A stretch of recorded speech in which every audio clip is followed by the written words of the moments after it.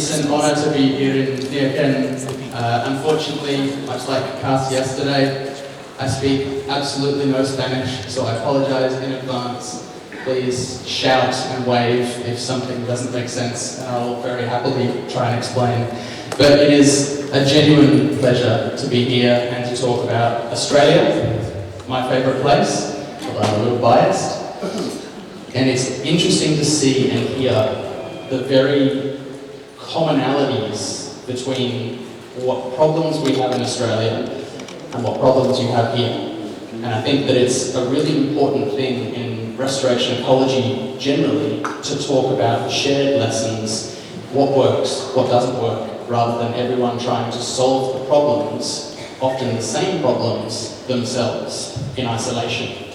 And James's talk yesterday about the value of networking and learning and speaking and listening to each other is really crucial, I think, especially increasingly in Australia around learning and listening, critically listening to Indigenous peoples. In Australia we have an Indigenous cultural heritage of the same people living in the same land for 60,000 years. And there is an immense knowledge in that 60,000 years.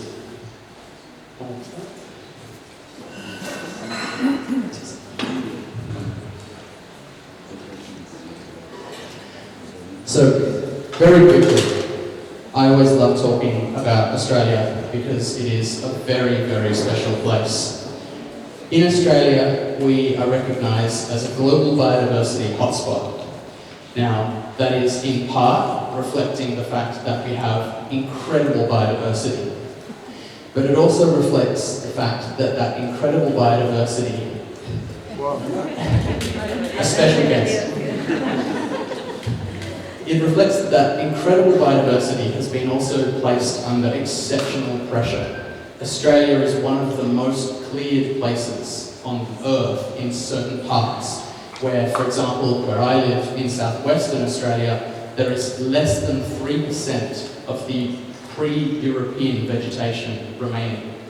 But unlike South America and unlike Europe, there isn't 400 years of clearing activities that have caused that.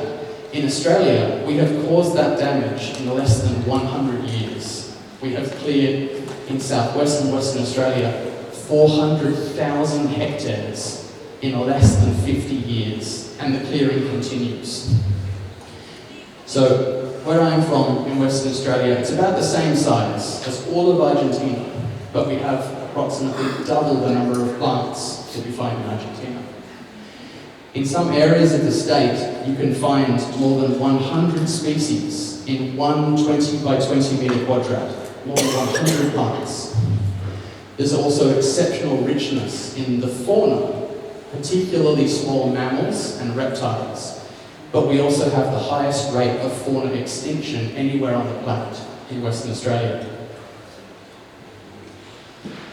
This is the size and the scale of Western Australia, where I'm from in Perth, in the very far southern corner. But in our state alone, we have a huge diversity in biomes, from tropical rainforests, monsoon tropical forests and savanna, to incredibly arid drylands, true deserts, all the way down to huge, tall forests in the very far southern corner. And we have gradients in temperature, gradients in rainfall, from 2,500 millimetres of rainfall in the far north, which falls in only 4 months, and the rest of the year is very dry, all the way down to 2,000 millimetres of rainfall in the south, and some areas in the centre, maybe 100 or less millimetres of rainfall. So we have, similar to Argentina, a huge variety in ecosystems. But the key thing in Australia, in terms of economy and in terms of impacts, is mining. I've spent 10 years in research, studying ecological restoration and conservation, and most of that work is funded by the mining industry, probably very similar to here in Neoken, because the mining industry has the money to be able to support restoration, and I'll come back to that in a minute. So here, in this map of Western Australia, you see every single dot is a different mine. And you can see that almost the entire state is covered by opportunities for mining to be undertaken. Can I suggest you climb up there? I am quite short. So we have lots of different commodities. There are maybe 14, 15, 16 different commodities, from iron ore to gold to silver. Most of the metals that can be mined are mined in Western Australia. And interestingly, it is a legal requirement for the mining industry to restore. It hasn't always been done very well, and that legal requirement has only really become a thing in the last 10 years or 15 years. But crucially, there's very little expectation or standard around how we restore. And so there's increasingly been the mining industry asking questions of the restoration scientists and the rehabilitation scientists about how they can achieve what they need to. And in some areas, there are specific conditions that are put upon mines to make sure that they restore properly. Now, a lot of the talks here have been very, very interesting about how dryland restoration is done, how we choose the species, how we set up frameworks. One interesting thing about the mining industry, as Cass touched on yesterday, is that we don't have the luxury of working with natural soils. We don't have the luxury of working in ecosystems where cattle may have grazed particular species out. We're working in ecosystems that are utterly changed, completely changed. One of my favourite papers, which we wrote in 2018, compared restoring mine sites to trying to terraform the moon. Because the soils are very similar. Okay, we have atmosphere here, we have oxygen here, but the soils are very similar between what you find on the moon and what you find after mining. And it's at incredible scale as well. One restoration project could be in the thousands of hectares. And it's very rare that you find good restoration in the mining industry, because they have no standards, no guidelines to follow. And it's important as well that because historically the legal situation has not required mining to do the right thing, we have in the whole country 380 odd operating mines, but over 60,000 abandoned mines. And it is now the responsibility of the government and the people to find the money to restore those 60,000 mines. One mine can cost something like $500 million US to restore properly, so it's going to cost a great deal to get it right. Here is an example of the scale that we talk about. This is a mine in northern Western Australia. And right down there in the corner, you can see a small dot, which is a single truck capable of carrying in one go 350 tonnes of rock. And you can see the small person in front of that for scale. These are enormous impacts. Just a couple of examples of that scale. This is, until recently, the largest open pit gold mine in the world, in a place called Kalgoorlie in Western Australia. And since its operation over the last 130 years, they have removed approximately 3.1 billion cubic metres of rock from that mine. So we are now left with an enormous hole. But all that rock has had to have gone somewhere. And now we have a mountain next to that hole, and it's that mountain that needs to be restored. Here is another example from the Pilbara, the northern region of Australia, which is very arid, very dry. And this is a mine that's been operating for only 60 years. And yet it's moved more rock from a smaller area. And we have these enormous mountains of rock that now need to be restored. But the soil is different. The soil is gone. We don't have topsoil to spread. We just have rock. So we have the challenge of trying to restore what normally might take millions of years to weather from rock to sand or to soil. And then at the other end, we have tailings, which are the very fine waste materials that are generated by some mining operations, like here, where they're mining for magnetite iron. And there may only be 30% of the rock that is actually iron, and all of the rest is deposited as tailings. This one facility, which I'll come back to in my case study in a minute, has generated 4 cubic kilometres of tailings. So coming to seeds, everybody in Australia, as around many other places on the planet, relies on native seeds to do our restoration. We can't grow enough plants to plant out nursery-grown plants over kilometres. They simply don't survive in a lot of these areas. We don't get enough rainfall that planting tube stock works, so we rely on seeds. But all of those seeds have to come from somewhere. And usually the only place that they can come from is from existing areas of remnant vegetation. Now that's a problem if we only have 3% of that existing vegetation left, because every seed that we take from that vegetation is a seed that cannot generate a new plant to keep that existing vegetation going. And if we have other threats like fire and drought, every seed that we take for restoration is further compromising the native vegetation and reducing its chance of survival. As such, the supply of native seeds is nowhere near what we actually need. It's been estimated that we need thousands of tonnes of native seed every year just to restore the footprint that we already have that we need to restore, not even considering the future. And interestingly, the cost of those seeds differs, obviously, but can be extremely expensive. 4.6 million Argentine pesos for 1 kilogram of some species. But importantly, and in the context of this symposium, the social atmosphere is changing. People demand that the mining industry does better. And that's why I joined the mining industry from research, to try and do better from the inside and to bring restoration ecology to a company. Mining earns billions of dollars, which means that it's one of the very few places where you can find enough money to do restoration properly.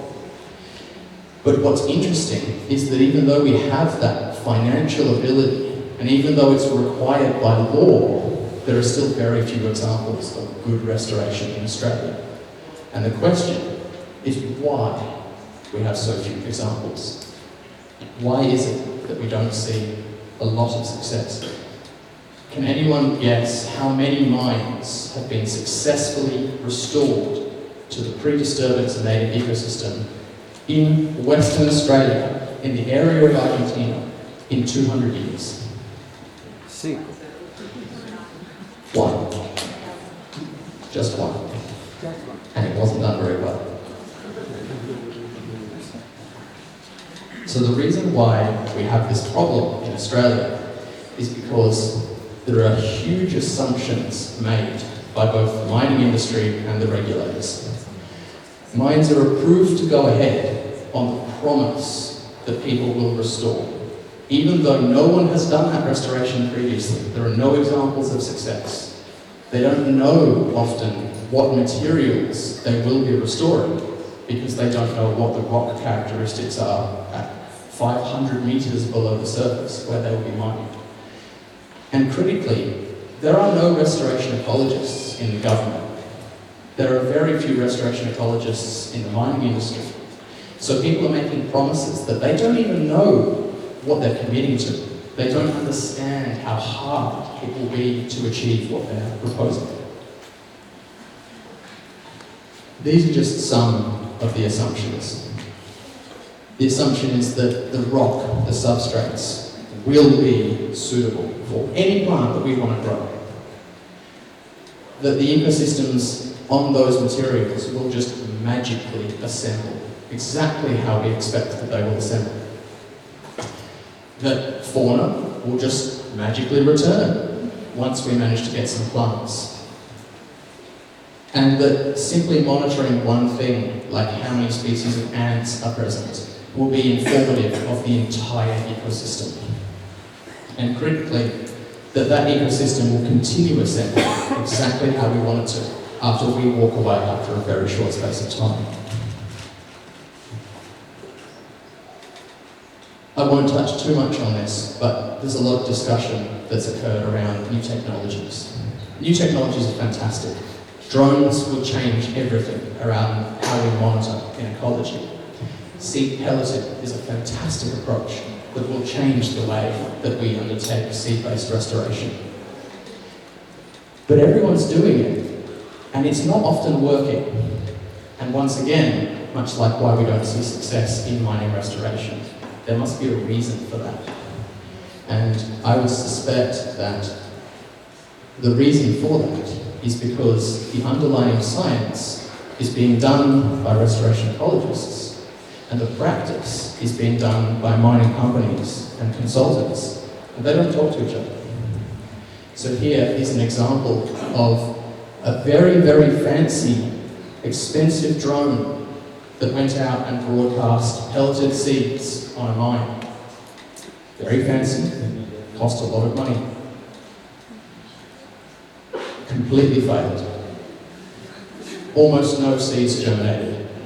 And part of the problem that they discovered was that when you fly a drone on topsoil that is dry and has just been spread, well, the topsoil disappears because the drone washes it away with the downdraft from its rotors. So we need people talking. We need the restoration ecologists talking to the people who are earning lots and lots of money from selling technologies and techniques and methods to make sure that those methods actually work.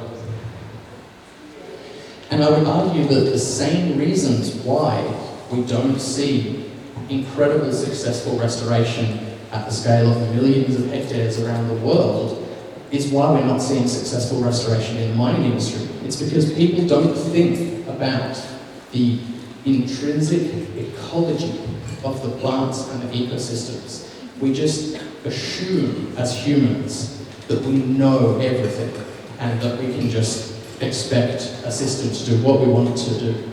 So for example, if we're pelleting seeds, have we considered whether they're dormant? Do we know how to alleviate that dormancy and to make them germinate? Do we understand if they maybe need fire, or maybe they need to be wet for a certain period of time during the year? Have we considered, for example, whether they need a specific microhabitat? Often we're trying to return in the mining industry very complex assemblages of species to a landscape which is completely homogeneous. 90 meters deep of rock. No change, no different hydrology, no different chemistry, it's all the same. So, in addition to talking, we need the researchers to be putting their research through communication to the right places so that people who need to use it can access it and understand it as well. I won't talk much about this because there's more to come, but anyone who is not aware of it, who is working with seeds, I would urge you to explore the series of articles that were published in 2020 that provide some guidelines and some framework for the use of native seeds in ecological restoration. There are many chapters that cover seed collection, seed cleaning, seed handling, seed dormancy, how seeds can be delivered. I was involved, so again, I may be a little biased, but I think that that document is a really useful tool for anyone who is using seeds in restoration. It covers a variety of pathways in the seed supply chain, which is something, again, that the EcoHealth Network, as James spoke about yesterday, is really interested in communicating to a broader audience the importance of considering where your seeds will come from in restoration, and how important it is that those seeds are of quality so that they will germinate. I've heard examples in the mining industry in Australia of major companies spending millions of dollars to get tons of important keystone species, and then when they spread them, they find nothing germinates. And when they go and test them, they find that none of the seeds were viable because they were stored in a hot shed at 50 degrees Celsius for a year before they used them. People need to think about the importance of how we store and treat seeds as well.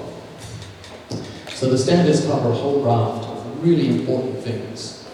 How best we can collect seeds, where we collect them from, how we can design seed production areas so that they're generating the right seeds that are of good quality. And it communicates the incredible complexity of working with seeds. It's not always as simple as just collecting something from a piece of vegetation and putting it into your restoration site. Often there is a lot of complexity involved in how we treat those seeds to ensure success. There's also sections on seed dormancy, which is a topic that is close to my heart. I spent many years working in seed ecology. And we need to look at, yes, we may be able to germinate a seed in the laboratory, but does that mean that we understand how we can solve dormancy for 100,000 tons of that species that we deliver to the field? And once again, it's a complex topic. It's not as simple as just getting seeds in, testing a small amount, and then delivering those and hoping that they will be successful. There's a concept that is used frequently now about making every seed count. And in areas in dry lands, it is crucial that we make every seed count because we have such low levels of success. Again, just illustrating the very complex processes. But I urge everyone to look into these documents themselves and download and read as many as are relevant to. Lastly as well, we need to talk about how we deliver species back into ecosystems. There's one example here, take a peeper.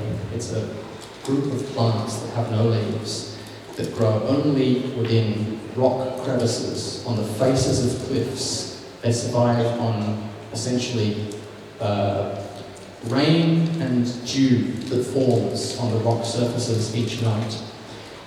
And that species grows nowhere else and yet needs to be returned in restoration. So we need to figure out how we can build habitats that are suitable for that species, and then how we can deliver the seeds to the right places in those habitats. We can't just use a drone to throw them across the whole landscape.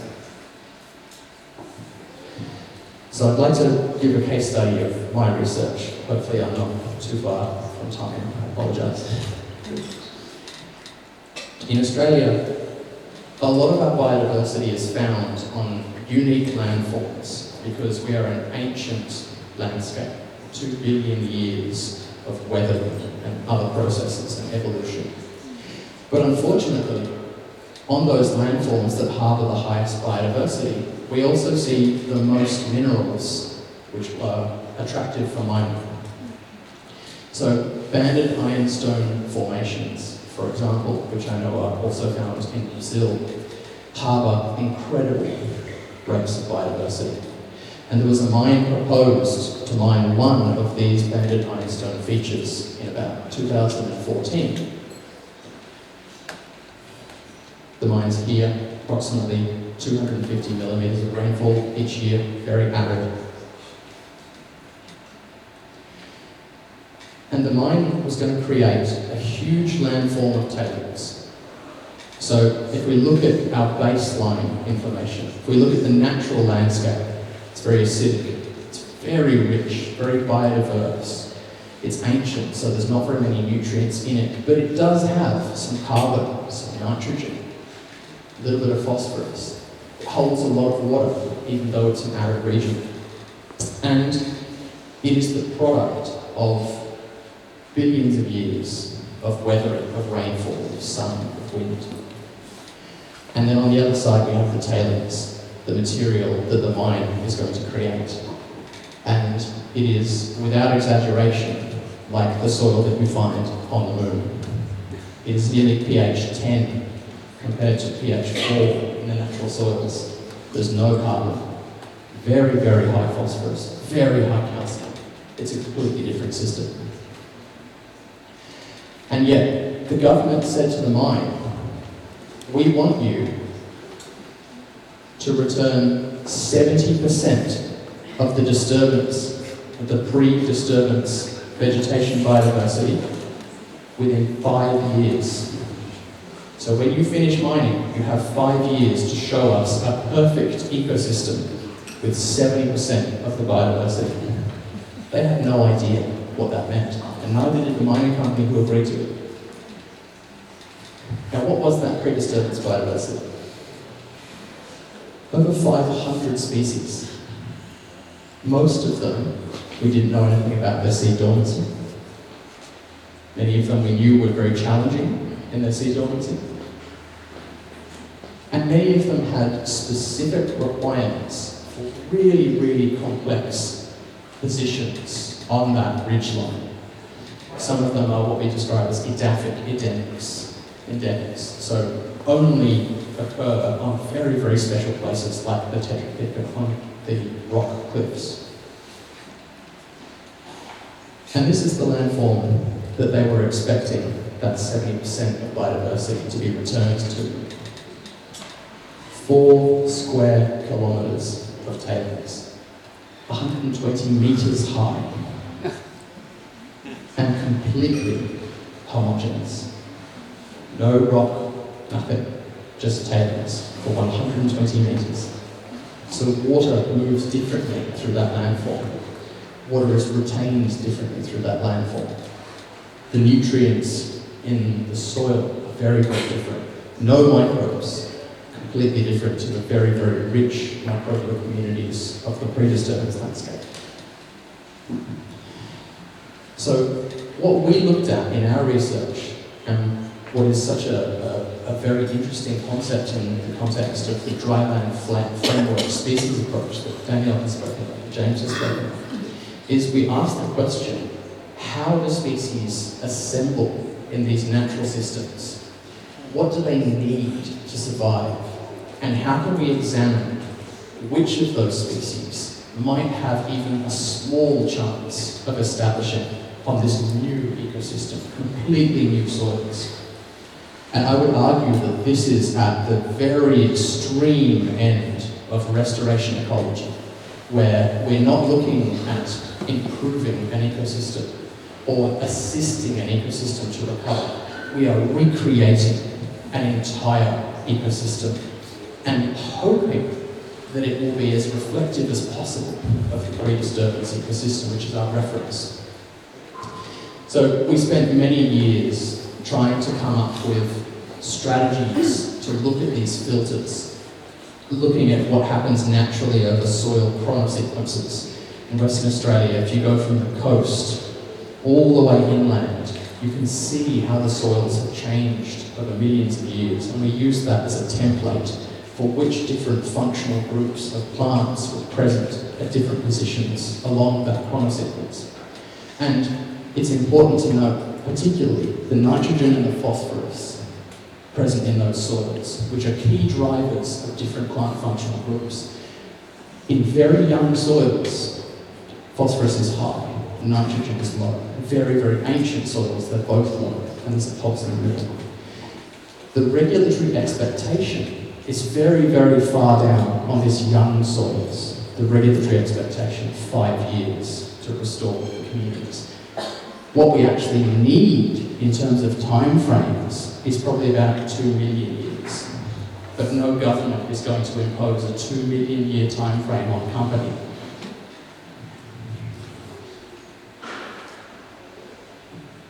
We looked at a variety of different functional strategies, functional groups, and basically found that there were whole components of the flora that just would never establish on this material. Doing very complex laboratory and greenhouse trials, we found that many different species just completely collapsed and died on this material. They were capable of germinating from the seeds that were being spread, but just could not survive because physiologically they required particular nutrients that weren't present, or they had no way of stopping themselves taking up particular nutrients through the roots, and therefore they died of toxicity. And one thing that I really want to show is if you look at your reference communities, and if you look at the natural conditions that plants are exposed to, you can see on the left here probability curves for 3 different groups. The blue are species that love acid soils. The red are species that don't care. They grow on acid, they grow on alkaline, they grow on neutral. And the green is species that love alkaline soils.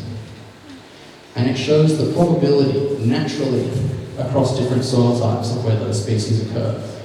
The arrows, W is the waste rock that the mine produces, and the T is the tailings. And you can see that the chemical characteristics of both the waste rock and the tailings are often so far away from anything that these species would naturally experience.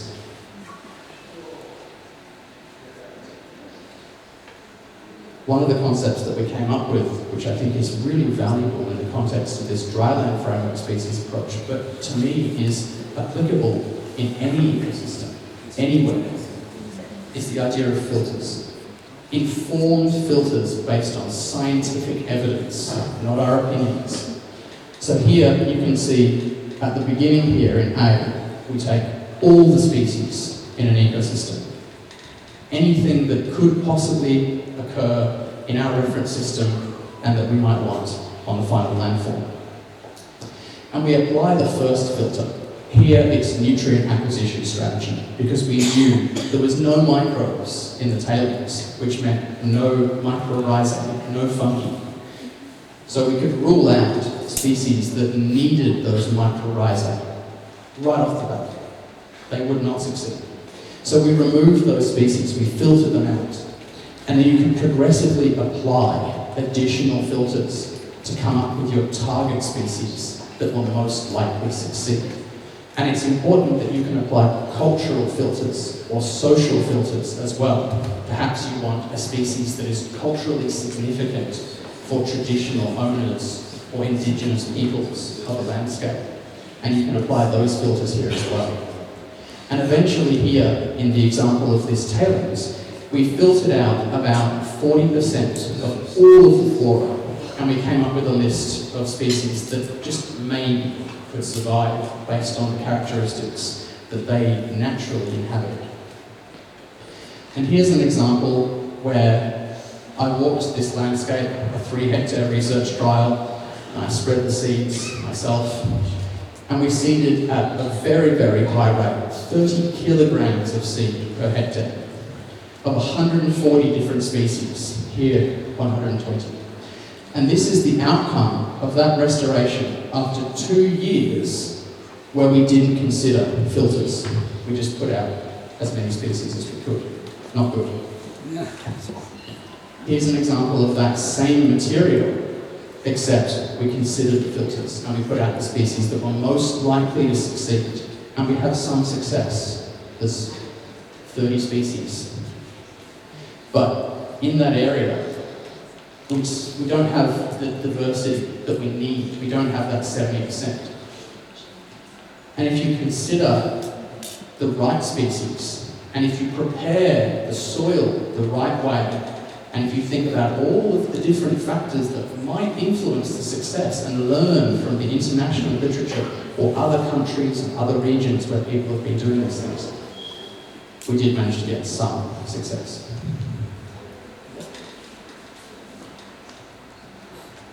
Well, go back to the slide before. One more. One more, please, for the photo.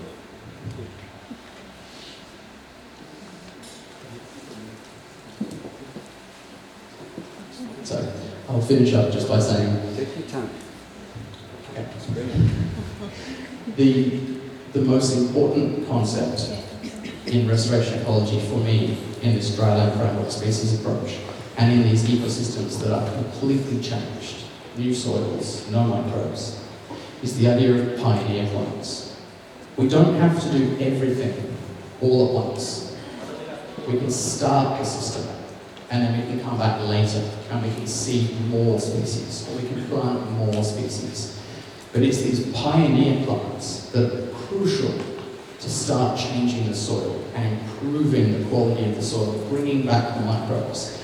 And one of the most interesting things for us in a glasshouse trial over several years that had us dancing and singing was seeing these small channels of red soil, of oxidized soil in this tailings material that suggested that at least in a small way we could develop the soils that we needed that might support more of that biodiversity into the future.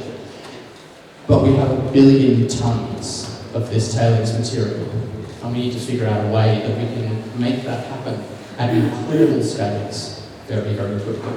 And that for me is the challenge in these dry land systems, where we don't have rainfall that will help us achieve that. There's just a few citations there of interesting papers and publications from our group and other groups, including the International Seed Standards, which I would encourage anyone to go and read if you're interested in these sorts of things. And once again, it's an honour to come here and speak to everyone.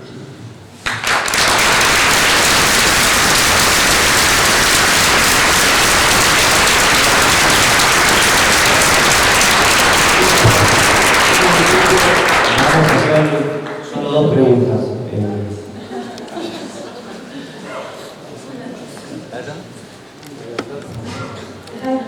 I'm shocked that you didn't mention anything about the soil contaminated by heavy metals.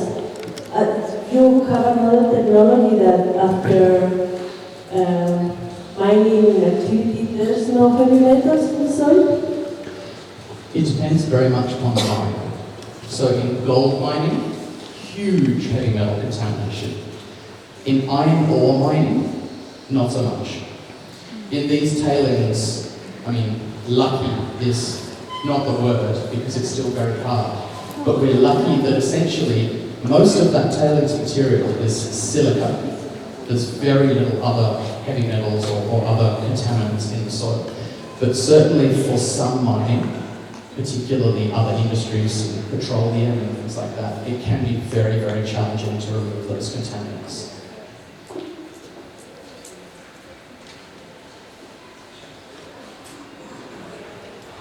Hola. Bueno, me pareció excelente la charla, muchas gracias.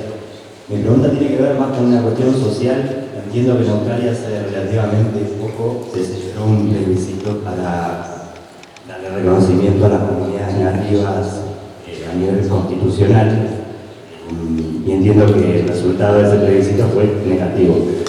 Así que en relación a eso, mi pregunta es ¿qué nivel de involucramiento social de la comunidad nativa hay con esta cuestión de la restauración y qué impacto tiene eso en las políticas públicas y cómo a través de esas políticas públicas se hace un seguimiento de las actividades de las mineras para las actividades de restauración? That's a great question. It was very, very sad. Can you translate the question? Oh, sorry, yes. The question was around essentially how are Indigenous peoples in Australia involved in the mining process, particularly as we had a referendum recently to recognise Indigenous peoples in the Constitution. That referendum was a no vote, which made a great many people in Australia very sad, not least of all the Indigenous communities. And it was a no vote out of fear. Much like here in Argentina, much like in America, much like elsewhere, there was a very strong voice that we shouldn't listen to Indigenous peoples, because people are scared that perhaps those Indigenous peoples might actually be stealing land or taking land from people rather than just being given back land for which they have cultural, traditional rights. In Australia, in the mining industry, there is a requirement for all mining companies to engage and discuss and listen to traditional peoples. It could be better, and it should be better. But at the moment, when you as a mining company submit a proposal to the government, you need to demonstrate that you have spoken to the people who have traditional rights over that land. And you need to include them in the process of developing your mine proposal. You need to include them in determining what the land use will be after mining. And you need to include them in coming up with what the restoration will look like, whether they want particular species, whether they want the landscape to look a particular way.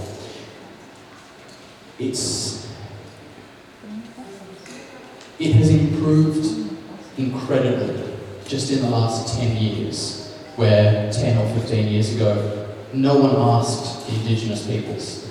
No one thought to consult with them or engage them. But it's changing very quickly. And the laws are increasingly putting the power in the hands of the indigenous peoples to say, no, we don't want to mine here. Or, yes, we do, but you will pay us a huge amount of money so that we have the stewardship of the land when you leave, and we can restore it the way that we want it to be restored. But that's a great question. Muchas gracias, Adam.